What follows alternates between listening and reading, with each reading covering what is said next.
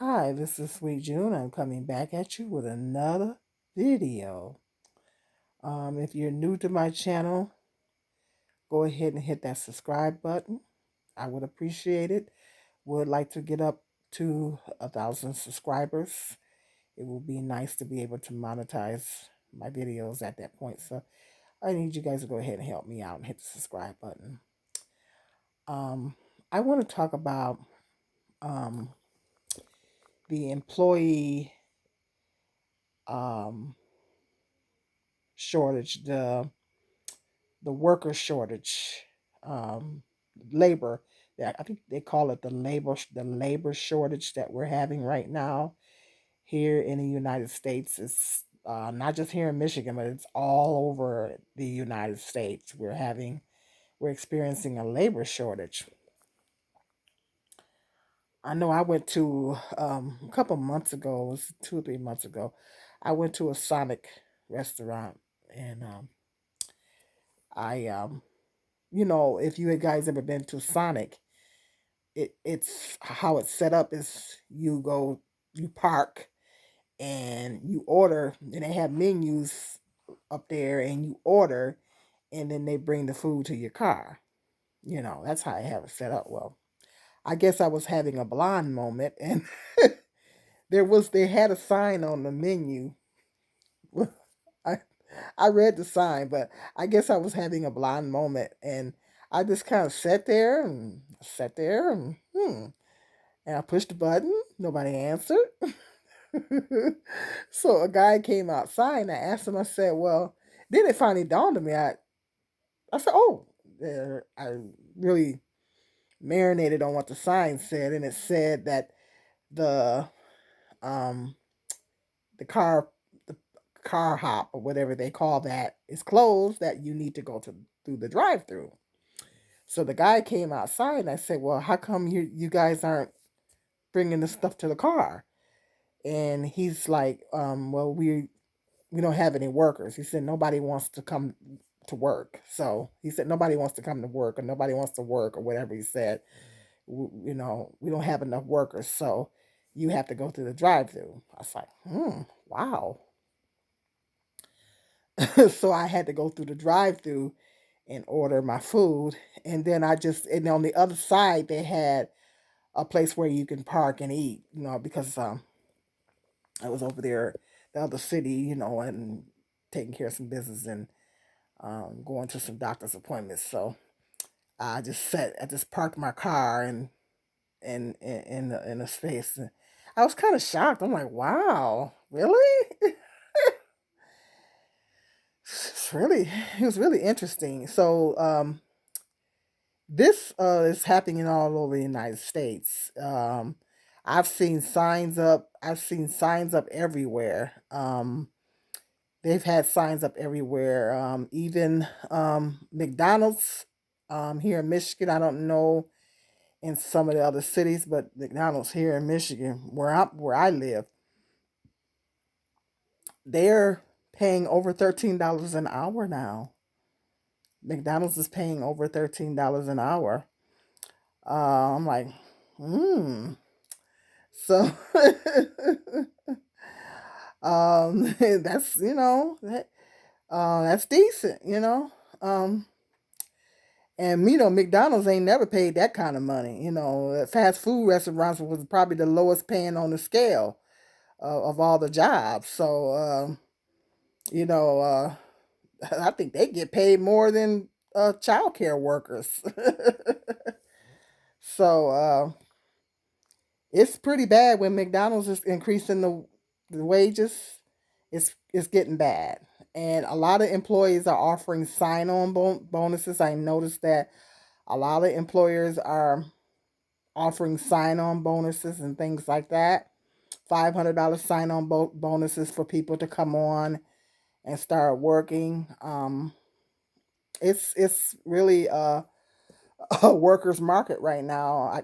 If there's such a term, it's a workers market right now. In other words, you got a plethora of jobs that you can choose from, more so than what they had before. You can kind of pick and choose which you want to go with. I mean, a lot of places are pretty hard up for employees. Um, and in a lot, I think what a lot of what that has reason why that's happening and what's going on is because I guess unemployment, they were going to talking about, well, we're having a surge of the pandemic. For one thing, is a surge of cases, and I don't want to go too much into that, but we're still in the deep midst of the pandemic, and we're going through a surge, and so I guess unemployment, people are still on unemployment, and people are still getting now correct me in the comment section if I'm wrong, but people are still getting $300, like you get your regular unemployment and you get $300 on top of what you get your regular unemployment. I think people are still getting that. So because people are still getting that, that's been going on since the pandemic started, and so people are making more money on unemployment than they are between that and the stimulus checks. Not that we've gotten a whole lot of them, because we haven't, but um, people figure they're making more money on unemployment than they are actually going to someone's job, because um, and my thought is, before the pandemic happened, there were lots and lots of lower paying jobs. These employers just wasn't paying a lot of money pre-pandemic. Employers was not paying a lot of money, and the minimum wage was like what? What was the minimum wage? It was like I haven't made minimum wage in so long. I think the minimum wage was at 7.25, 8.25, somewhere in there. Depending on what state you're in, can't nobody live off that. Nobody who can live off of that. Nobody can live off of that in any state. Any state in the United States, no one can live off of that. And so, when you are working a job, um, you need to make what they call a livable wage. And a livable wage is what a livable wage is that you basically have enough money to pay. And no, nobody's talking about going out buying a fancy car or buying fancy clothes or all the extras. We're talking about needs. We're not talking about wants. You're basically making enough money to cover your basic living expenses, like your housing expenses, any utilities you have to pay, um, food, you know, your basic, you're basically your basics. You're making enough money to cover your basic living expenses. We're not talking about extra stuff like, we're not talking about the extra stuff like wants. We're talking about needs. We're talking about you making a livable wage. You're making enough money to cover your basic living expenses. And what the problem was before the pandemic, employers was not paying, the wages were so low, and um, the economy, the cost of living was way up here, and the wages were way down here. And I've done videos on talking about this before. The cost of living did not match the wages, because the cost of living was way up here and the wages was down here.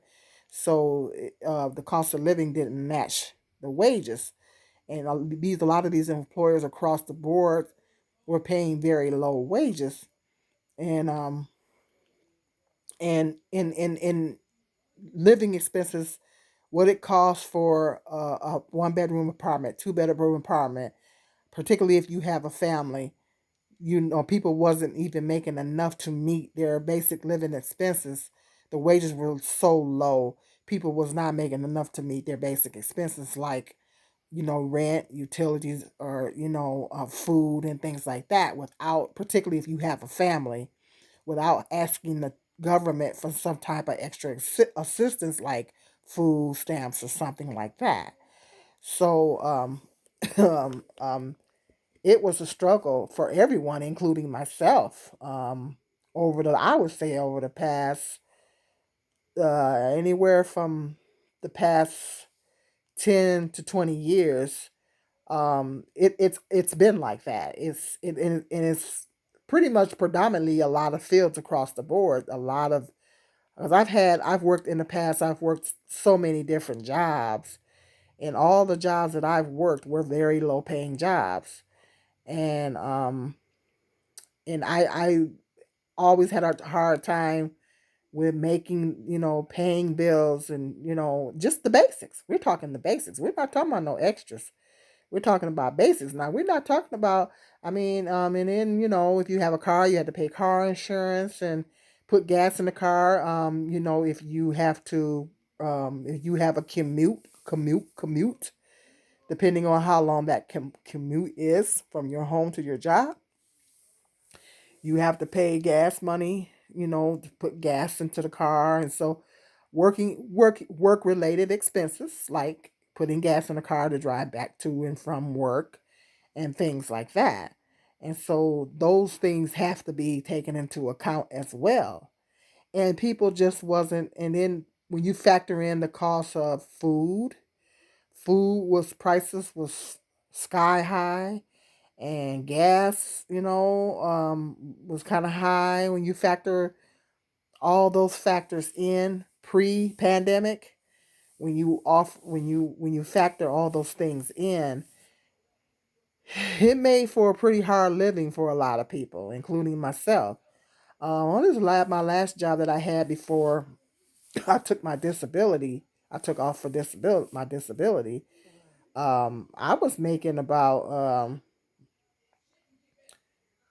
11.40 an hour, and they were giving us the now pre-pandemic. That's what I made pre-pandemic.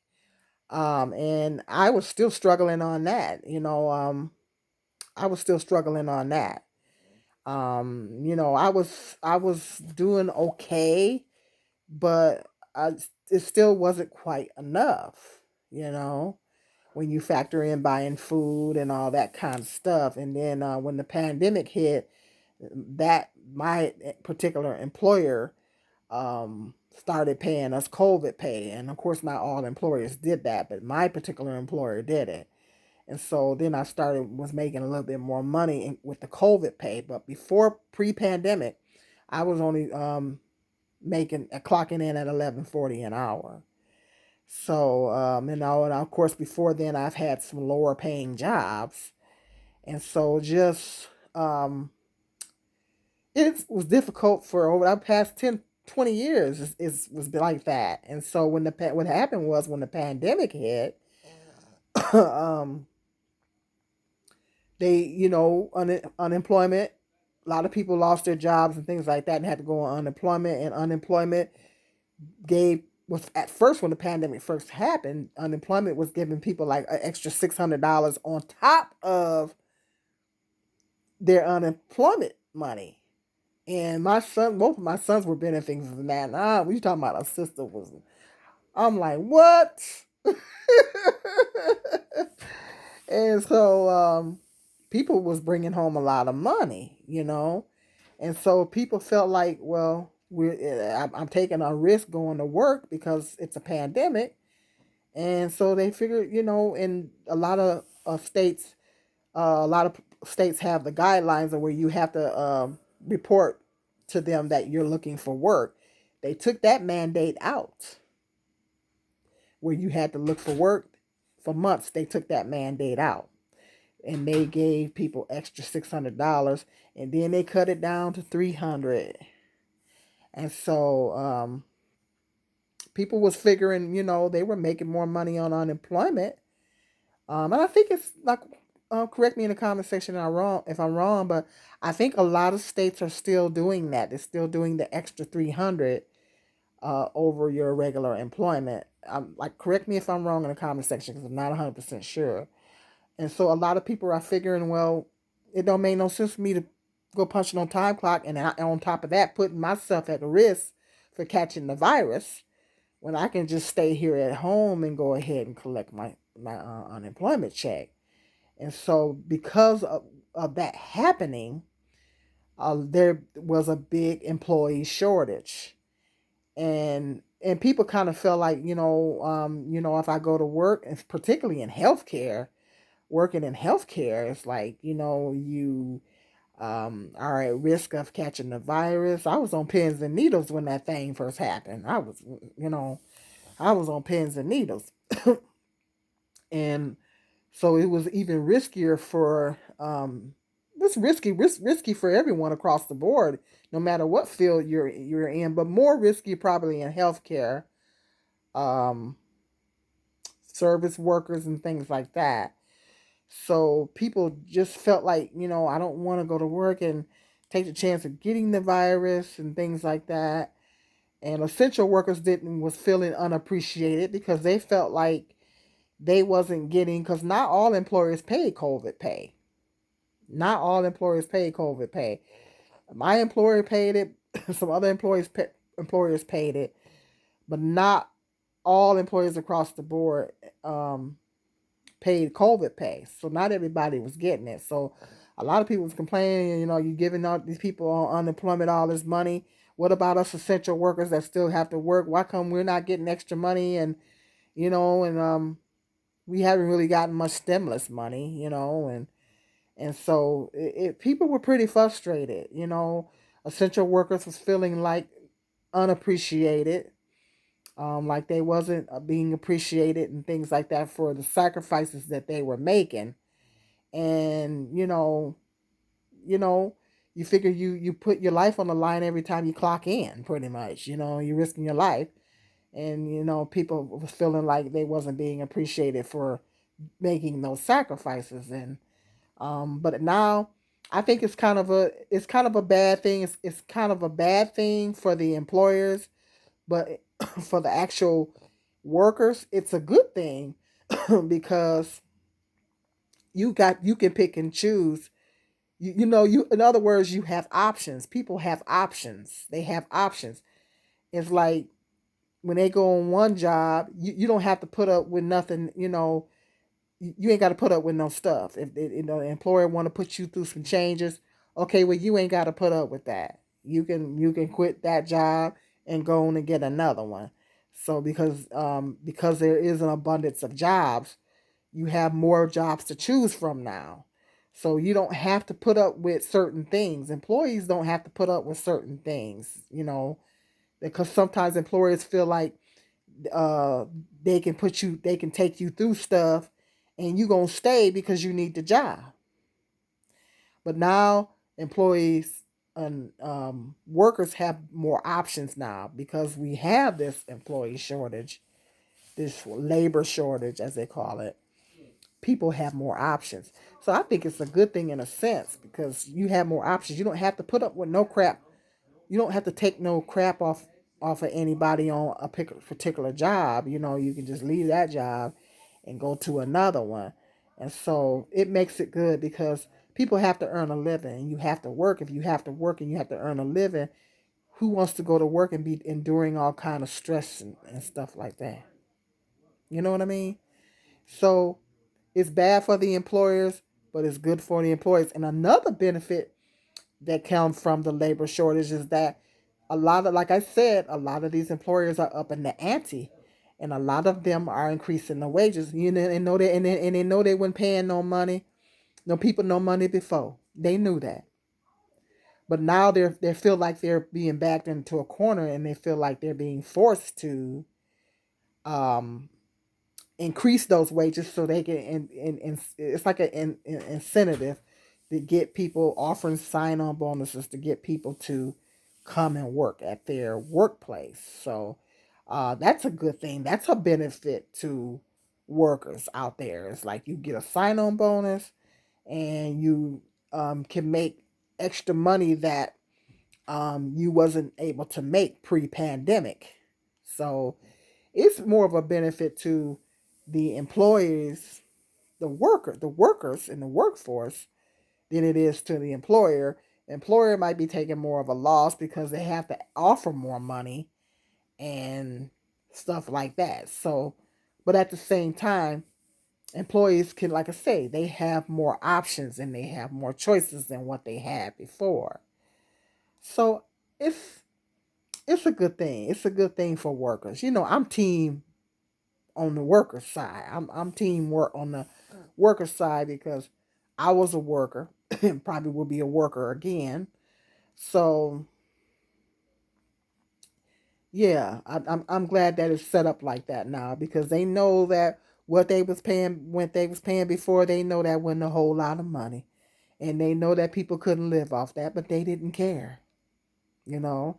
And they figured that they can make you work overtime and do all this and do that and this and that and the other, and you were going to stay because you needed to work.